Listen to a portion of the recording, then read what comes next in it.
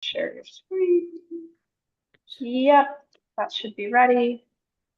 Awesome. Perfect. All right, so we can start with Liz, who's coming at us bright and early from Utah. Yeah. Great. Thank you so much. Okay. I'm just going to make sure I get the slideshow version on so that everyone can see. Okay, great. All right. Fantastic. So I'm Liz, and like Ashley said, I'm here in Utah, pediatric emergency medicine attending. I work with the awesome Gemini team in a number of spaces, but mainly doing pediatric injury research in Moshi with the team. We have a great group of folks. This project is a little bit different. It's not related to that work directly, but it came from a colleague and I, who I went to residency with, who it just shows you that as you go through your career, people can pop up in various spaces when you don't necessarily um, expect them to. And so I ran into this colleague. His name is Chris Reese. He is down at Emory, and he does global health work in a number of countries, including Tanzania. He works in Dar at Muhimbili. And he and I were chatting just at a conference and we're thinking this idea for this study came up.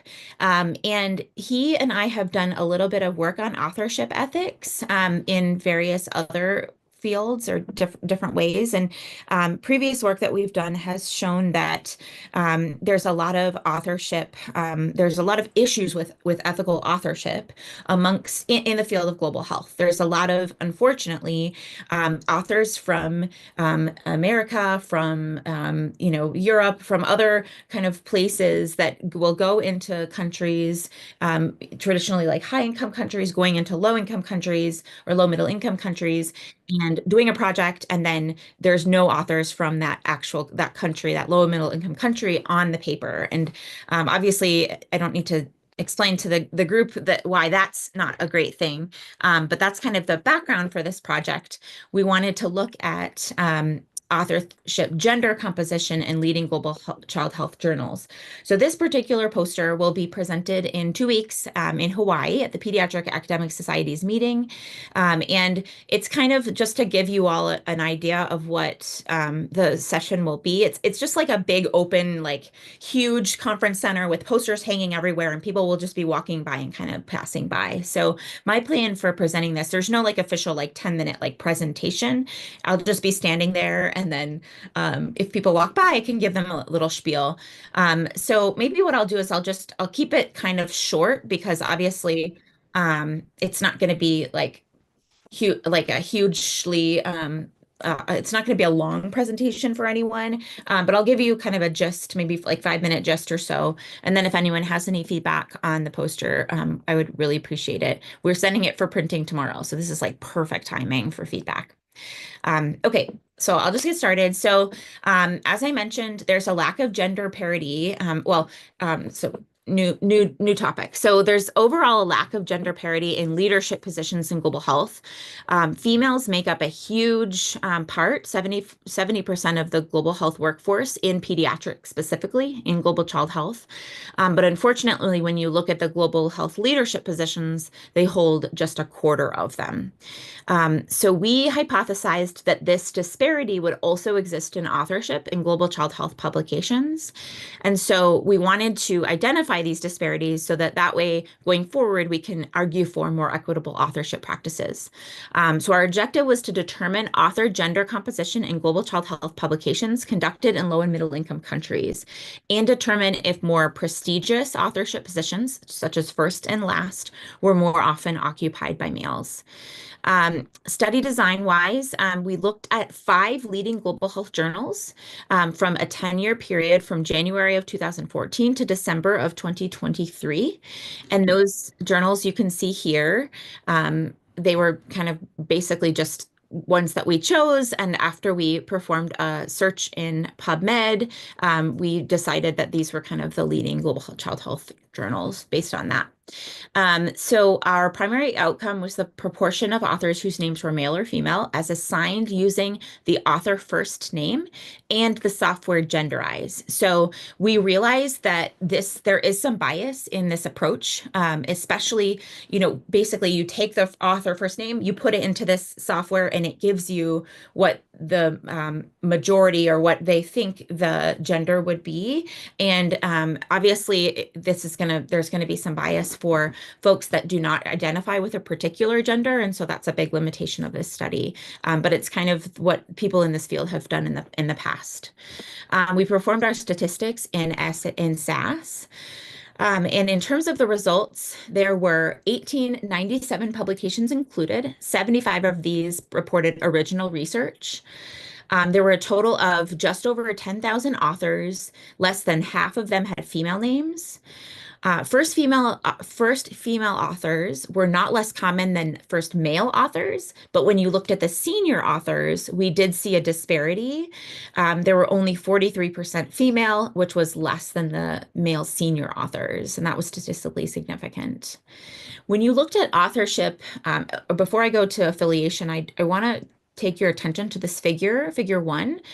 This is showing the trends over time from the beginning of our study to the end. And as you can see, males are in the blue and females are in the red. There is overall a decreasing gender disparity over time. There were more male authors overall, but it is decreasing and becoming closer over time, which is encouraging for sure. If you look at first authors, there's a little bit like less of a trend that can be seen. But if you look at last authors, very impressive trend of this great disparity at the beginning and then really coming together more recently, which is, very encouraging, of course. Then when you look at the author affiliation by in terms of the distribution across the world, we found that over 70% of both first and last authors were affiliated with institutions and LMICs. And having an affiliation from an LMIC was not a predictor of having a female author. So that's good. I mean, most of the authors were from LMICs. We were happy about that, but there was still a significant chunk that had all high income country authors, which isn't great. We don't love that. Publications later in the time period of the study were more likely to have female first authors compared to publications earlier in the study. And that kind of relates to this figure that are seeing a trend in the right direction. However, still not where we would necessarily want it. So these are our beautiful maps in figure two, overall authors that are female and authors that are male. It's a little bit, I mean, they kind of all a little bit look the same. A majority of the authors are from India in these studies, and then USA is the second most common. But there are some, useful trends to see if you look there. And I'm hoping that once the poster is really big, it'll be easier to see the countries. So overall conclusions, there were more male authors than females in global child health publications, but the gender gap is decreasing over time. And female authors are less likely to hold senior authorship positions on these publications in the global child health field. And this disparity, we hope, will inspire some further efforts by investigators, funders, and journal editorial boards in global child health to encourage authorship by female authors. So thanks for your attention. Any feedback would be very well welcomed. Liz, great job. Thank I love the context and the methods as well to really get at this the authorship status. Taking a look at the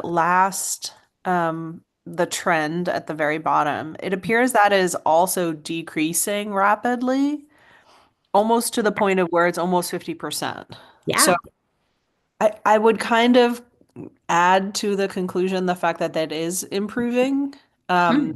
but it came from one of the biggest disparities, right? Yes. And it is markedly improving over the last couple of years. The Awesome. Yeah. caveat that that also is just more recently improving, not improving as much as the overall authorship, right? Because it looks like the overall authorship was changing closer to 2020 or maybe a little bit before. Yep. Um, Whereas we still have a gap in that last authorship position, which would make sense logistically. Yep. I love that idea. Thank you so much. I'm It's extremely curious about the software yeah, that identified the gender. I mean, you mentioned that there's going to be some limitations there. huge Were you limitations. guys able to look at the assignment? I mean, I know you might not be able to do it for all of the thousands of publications and all the more than that thousands of authors, but Yeah, to just eyeball and see if there were any glaring mistakes that, we yeah, assume. We don't really, it's kind of hard to assign gender to a yeah, name, but yeah, yeah. can you talk more about that? Yeah, absolutely. Thanks, Ashley. That was really great. And I actually, heading into this project, I honestly was a little bit hesitant because I just felt, I feel like this, I don't know, I just don't want to, in like there are just there are people that do not have do not identify with one particular gender, and I didn't want I don't know I think I was really wanting to tread really carefully in this topic, because I think it's important, very important, but at the same time using a software just seemed like a little bit weird to do that. So I Mhm. totally get your question, because it's like, what, were you using a software? But there are a lot of people, including Chris has done work in this area before, that this is like what's standardly used. And just kind of based on like the actual data collection, I did pay attention when I was going through and putting the names in. And I was really impressed with how accurate to the limited amount that it could be that it was. That being said, there are some names that like, for instance, like Catherine is a really good, or Ashley, that are usually female, would get a 1.0 score. It struggles Um, a little bit with names that are not Western, like more like some of the Indian names they struggled with, some of like the yeah. Vietnamese names they struggled with.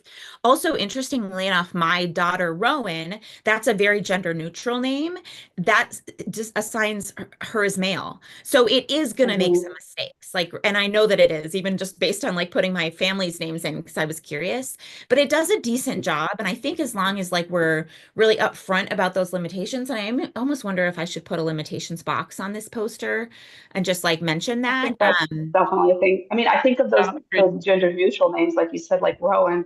And the thing that I wonder about too is when you start looking at the stratification, like you said, with India or Vietnam or other areas where maybe this has a bigger effect than Yes. in some Yeah, cultures where there's clearly more gender binary names, where there's not so many uh, names in the middle of the spectrum. It could be having a bigger effect skewing yes, the results for certain totally. areas. Yep. Yeah. I think that's a huge point, and I'm going to add a limitations box. Thank you. That's a great idea. Thank you.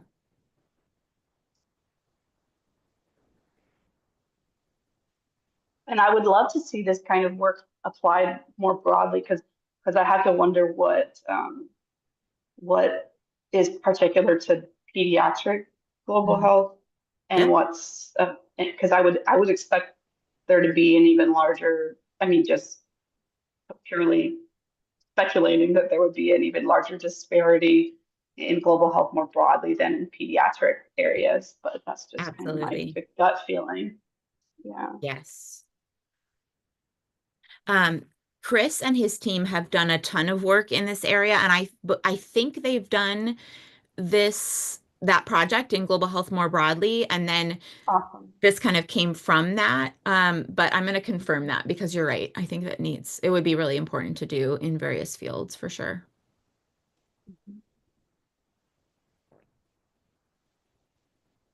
Other questions, comments, suggestions for Liz and the team?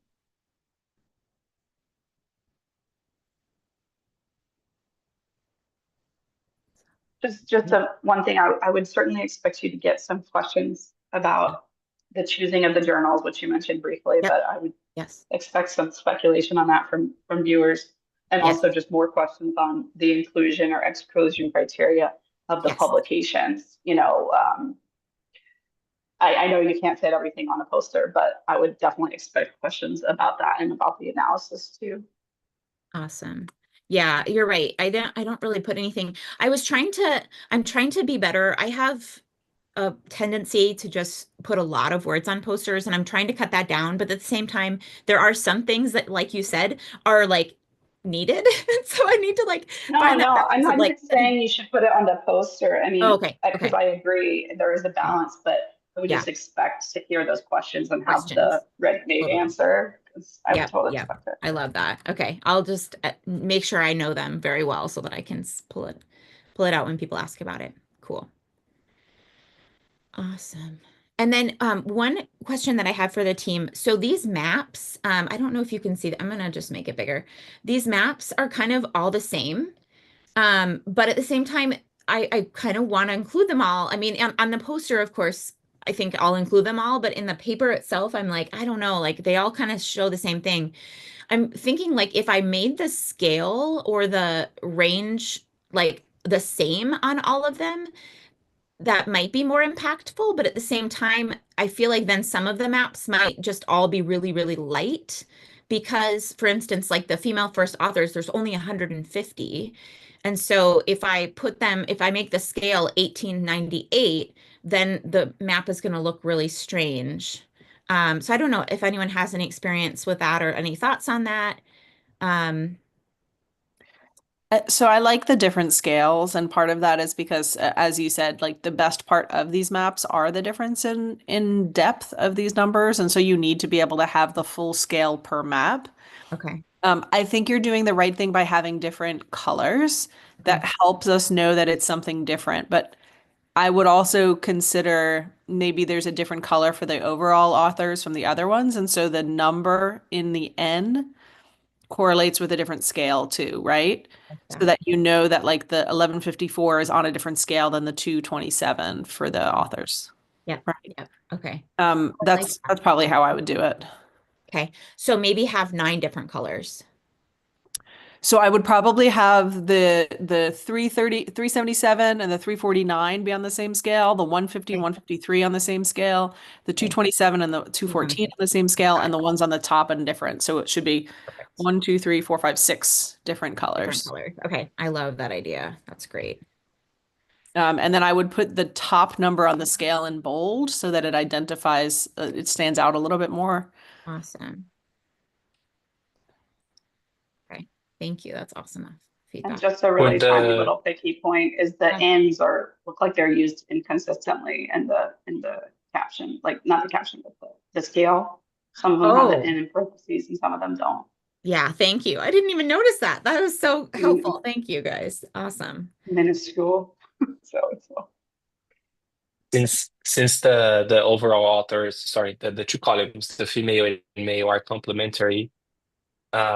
Maybe if you want to reduce, even reduce the number of figures, but also increase the size of the maps. Maybe Oh, you could do like proportion of female, or maybe proportion of male, because if you know that for male it's 20%, then you know that for female it's going to be 80% for that country specifically. So then you could cut down 3 maps and still showcase the same information if you go for proportion. oh, that's an great awesome point. idea. So just to make sure I'm understanding what you're saying, Joao Vitor. So you're saying like there'll be one map that says like first authors, and then would you recommend having one color for female and one color for male on the same map, or just do female and then like obviously the converse would be male? Correct. Okay. The second. Yeah, more the second one, yeah. Okay. So just one, just I like having the overall with the okay. total amount, Definitely and have the then overall. maybe instead of having the two other columns, so female and male, you have only one column maps, the second column maps, which are the proportion. So the Perfect. first column is the number, the second is proportion by sex. Okay. Mhm. I love that. There were, I should say also, and this might help address one addition question from you, Ashley, too. There is an option for like indeterminate for the genderize. Mm, So it doesn't always do male, female. It'll do male, female, but it'll have indeterminate. And so there are some indeterminate authors, and we will, if we do the proportion and just say male, female, we're going to lose that column, but they're small. But there also are more indeterminates from different cultures than like the Western. So that's probably where there's a lot of like Yeah. bias too, which I Yeah, understand. that would be something that like, yeah, would be nice to have. Like that's what maybe I'm the only one, but would be curious to have. So if this were a slideshow or if this were a manuscript, like I would have a hidden slide for the question being asked of like the map of indeterminants by Yeah. country, because then you'll see, okay, this gender assignment is really varies. It is really harder to do it in certain countries than others, to have it in your pocket. And then the same thing, like as a supplemental table or figure in your manuscript, because you're going to probably get, that's probably going to be something that I would think reviewers would question That's awesome. I is haven't this, made one because for this tool is indeterminate. inconsistent. This tool is inconsistently, has inconsistent error. Like it has systematic error, um, where it's affecting more, some areas more than others, right? I love that.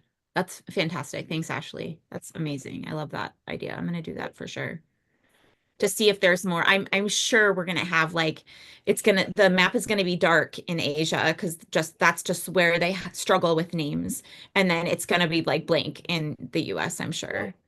Um, because that's just like the I think the Latin tool is America, flawed and the yeah. tool has like systematic bias. Yeah. Okay. Yeah, Cool. I don't Thank you. know if it would be worth including on a poster with your limited space, but it's definitely a curiosity. Yeah, absolutely. Thank you. And there's a lot of room in the paper too, so I just need to make sure I include that in the paper. And frankly, I'm more concerned about that indeterminate or erroneous classification, like wrong classification, than the non-binary, which is an Yeah. important limitation that you mentioned. But I think that's actually that's going to be a smaller issue than the misgendering or the indeterminate. Yeah.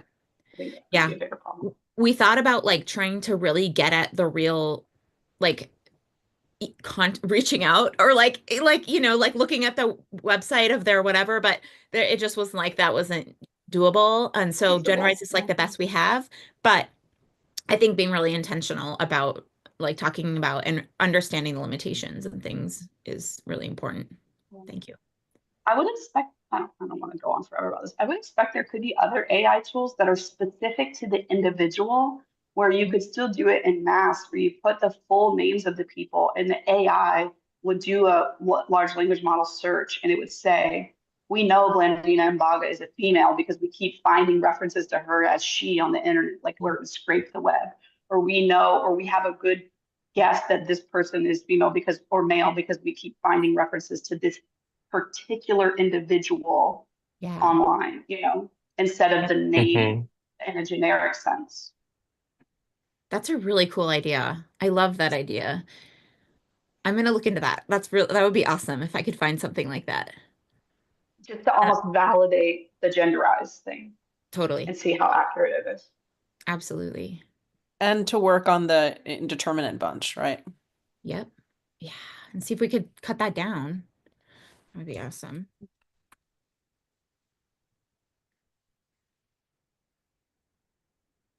Cool. Okay. Awesome. Well, I know we have another one to get to, so let's go ahead. Joao Vitor, thank you. This was so helpful. I really appreciate all the amazing feedback. Joao Vitor, should I share since I have it up already? Or do you want to share? Uh, I have it here, Liz, the one that you shared via email for feedback. Perfect. There is one edit that I had to make on that one, Joao Vitor. I didn't realize this. It's not Kilimanjaro Clinical Research it's not the full KCMC spelled out. It's the acronym, which I didn't realize. So I'll change that just so everyone knows that's going to be changed. Okay. The name for the university now is KCMC University, right? Yeah. So KCMC it's not University. like Kilimanjaro Christian Medical Center University. It's KCMC University. Mm-hmm. Okay, cool. Yeah, Francis. Okay. Awesome. Try to fit this to screen. Just a second. There we go. All right. So my name is João Vitor Pérez de Souza. I am a postdoc working at the Gemini Research Center at Duke. And I'm here to present a work developed by Liz and I, William, Rosalia, and a bunch of other colleagues listed here not to go along from in a partnership with the folks at KCMC in Tanzania, in Moshi, Tanzania. So the title is Improving the Predictability of the Pediatric Resuscitation and Trauma Outcome, which is called PRESTO, model in injury patients in Tanzania. So to give you everyone a context, the PRESTO model was developed as a risk predictive tool for injury patients that tries to leverage variables that are readily available at the emergency department, and specifically variables and information that would be available in low and middle income countries. This decision that was made by other authors at the time basically is that these risk stratifying models are developed in high income countries that have at their availability different measures, different information that can be used, and that might not be available in resource constrained settings. So this model was tested previously in South Africa and Rwanda for stratifying the risk of poor outcome, specifically death, so in hospital death for pediatric patients. And in the previous work by our group, we tested it in Tanzania with the pediatric registry that is Liz Gidding is leading and collecting data. We achieved a good rock area under the rock curve, which is the metric that we use. So about 80%, we could predict with about 80% of accuracy patients that were going to have a poor outcome. And we essentially discussed how this could be used to enact action upon patients that are more severe, right? But then again, jumping through a bit of the introduction here for injury, we asked ourselves, can we improve this model by trying to combine data from pediatric patients to adult patients? And the reason that we discussed this and we thought about this is that the pediatric registry and pediatric data overall has a much smaller sample size compared to the adult registries that we have established in KCMC. And we wanted to see if we just increasing the sample size by adding the adults would eventually get us a better predictive performance and essentially getting better results for our pediatric patients. So here in the objective, we wanted to improve the predictability of the PRESTO model for the pediatric patients by increasing our sample size, including the patients from the KCMC in Tanzania. So for folks that are in the group, then you might be aware, but we have a few different registries that we started collecting data at KCMC. So namely, we have the TBI registry, we have the TOC registry, and now the PRAC registry. So all of them are adult patients, injury patients, usually acute patients from acute injuries that come to KCMC ED. And we combine all of those data points and we tested 10 different machine learning algorithms to predict in-hospital mortality. We used clinical and demographic predictor variables collected in the DS predictors. So things like respiratory rate, the Glasgow Coma scale score. I always confuse the two. Heart rate and a few other variables that are very they're not simple, but usually collected and usually available right when the patient arrives at the ED. The total number of participants was 5,000 injury patients, so essentially 911 pediatric versus about 4,700 adult patients that were including analysis. And the mortality was about, I want to say the average about 7 to 8%, but here we have stratified by pediatric patients with 6.8% mortality and adult patients for 4.4% mortality. So it's a very small proportion of patients that actually have the poor outcome, which is good for the patient overall. but it's always a challenge when we are trying to do machine learning. So this is a very imbalanced data set, and that's why we have to be very careful when analyzing the results. We in terms of severity, injury severity, we use the GCS scores here to stratify the patients. We have 4% severe for pediatric patients versus 1% and 1.4% severe for adult patients. So we tested a bunch of different models. We see here in the figure 1, which actually I noticed that the title needs to be changed here. But we essentially tested each one of these grouped lines are a different model. So we tested 10 models where we show the results for 3, which namely are the random forest, the C5, and the stream gradient boosting. And we achieved rock areas under the, sorry, and AUC, which is the area under the rock curve of about 0.9, 0.92, and 0.81 for these patients. So pretty good overall in predicting their outcome. And in the test set, we see that the patterns actually between pediatric and adult patients are quite clear in a way that there is a difference in performance that favors adult patients. So trying to translate a little bit about this is that including the adult patients in our sample to train the models, we see that the best results are achieved for the adult patients and not for the pediatric patients, which was our initial objective. It's a little bit hard to see, and I apologize because I need to fix the legend here in the figures. This is my mistake. But the blue color here, kind of green actually, are the adults. The orange is the overall population, and the blue is the pediatrics.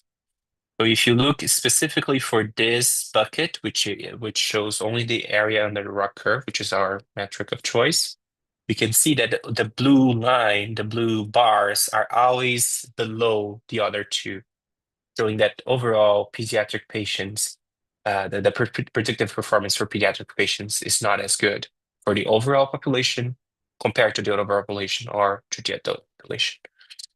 And this here in the figure in the left is just the actual rock curve showing the performance and the same, but here we look at the models specifically. So why does this happen? Why do we think that this is happening? So the adult patients and the pediatric patients have very distinct patterns in terms of their vital signs, in terms of their severity. And one thing that I always love when Liz says that pediatric patients is not just a small adult. They have their own quirks, their own specific measurements, their own specific disease patterns that are very different from adults. And essentially, this leads us to conclude that we need to collect data for more pediatric patients to increase the predictive performance for these models, and also to develop other interventions in Moshi and KCMC, because adding the adults actually added noise to the models and reduced the predictive performance for the pediatric patients. So this actually, we see this as a call to action, in the sense that we need to have improved data collection, not only in the amount of data collected, but in the quality of data collected for pediatric patients in LMICs, in order for us to develop targeted interventions for these populations and improve their outcomes. And I just skipped through, but basically this is the gist for our conclusion here. And here are the logos for some of the institutions that are our partners. And thank you everyone that joined in this effort. I'm open for questions. Oh, Awesome. sorry, I stopped Can you sharing. keep sharing with the full screen mode? Any questions or comments, suggestions, or as well on the team?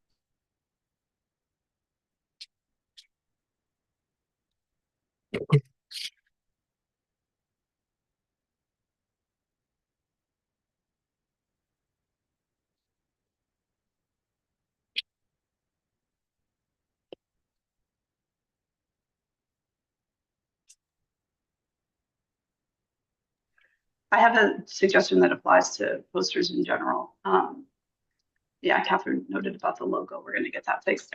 As Liz said, the fewer words can be the better. I mean, you got to have some words, but you could do things. You don't have to necessarily use complete sentences. You could kind of use kind of like newspaper headline type of text. So, for example, in the conclusions, that bullet starts with these findings. You could just say findings demonstrate importance of increasing sample size, blah, blah. Like you don't have to use complete sentence talk, and that'll help you be able to draw the reader's attention to the key points. That's on me. I made this poster, so that's on me. Thank you, Ashley. I'm as you're talking. I think in general, I'm making those changes, so thank you. It has a good white space. It's a balanced poster, but there's always room for improvement. Totally. Yeah, I really appreciate that. So poor Joao Ricardo is sitting all alone on his little line of authors. I would balance that out. That's just totally my OCD. You see him just sitting all there all by himself? Yeah, let's be nice to him and share some space. I think it makes him seem more important. So consider if you want to do that or not. Does he deserve his own line? We'll see. Fair enough. I would even it out in terms of like final authors on the next line or something like that. The other thing is highlighting your authors, right? So we've talked about this at the prior, so I just want to highlight the balanced authorshipness of this.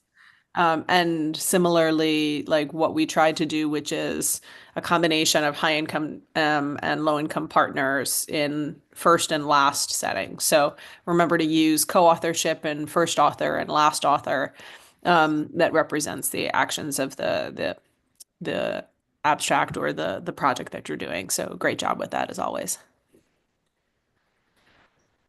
I'm gonna also on some of the blame here. Actually, the figures, I noticed that the colors are quite similar between the two of them, but they mean different things. Okay. So the reader can look here at the blue line and think that this pediatrics is also pediatrics in the right side, and it's not the case. It's a different subject. So Liz, I'm gonna work on this and give you the updated version. You said you're gonna send to print tomorrow, right? Yeah, what I'll do, Joao Vitor, I've been making some small things like I replaced the Gemini logo and I changed the author lines and like those. Right after this, I'll send this to you and then you can take Okay. it and do your thing with the also sorry about the figure headings. I obviously know that figure one is not a rock curve. I'm not quite that out of it. I got that. But I appreciate your help with that. Thank you. No. I'm really thankful for all the work in the poster. It looks great. I'll just One do thing the I minor just tweaks and it should be done. Totally.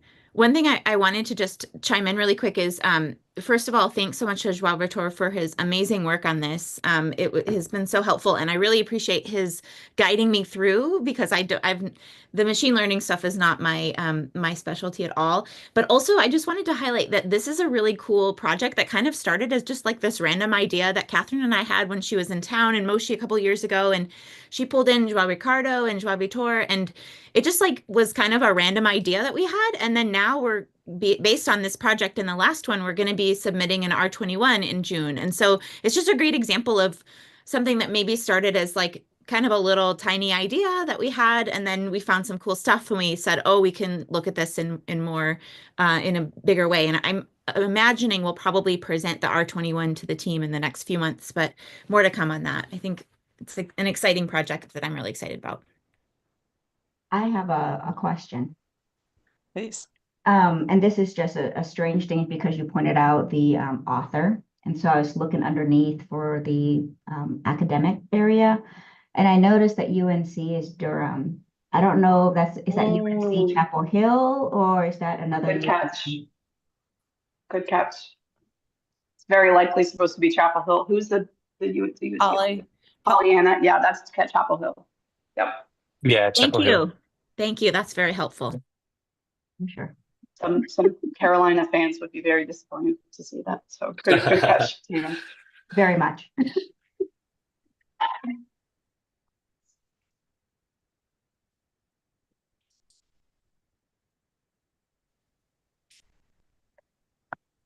All right, and then I noted because they're going to print these, and we have a plan for Kaija to present, although we'll come back to that topic. If you wanted to share, or Kaija wants to share it, Liz, on Teams, we can make a post and people can give feedback on the. Is it posters as well? Yep, she has 2 posters. Perfect. So if we want to share those posters for some quick feedback today in Teams, we could do that so you guys can make changes and not have to find errors too late. Yeah, That's awesome. the best way to thank find you. a mistake in your poster is to stand next to it at a conference. That's like, you'll find all your typos and mistakes. So true. Good point about the color blindness. There's some tools, there's some AI tools, of course, online that you can find, or some kind of best practices about colors for color blindness. So be careful with that. You know, there's some color schemes that are ideal for avoiding any problems with that. Okay, any final questions, comments, suggestions? As you all can see, this is intended to be a constructive process. This kind of feedback, you know, we're all happy to give to each other. So students, staff, folks going to conferences, whoever you are, if you want to run anything by us at some point, let us know. If you have, you know, specific aims for grants you're drafting, or a presentation you're going to give to a conference, or some other event or something. We're happy to give feedback among friends before you have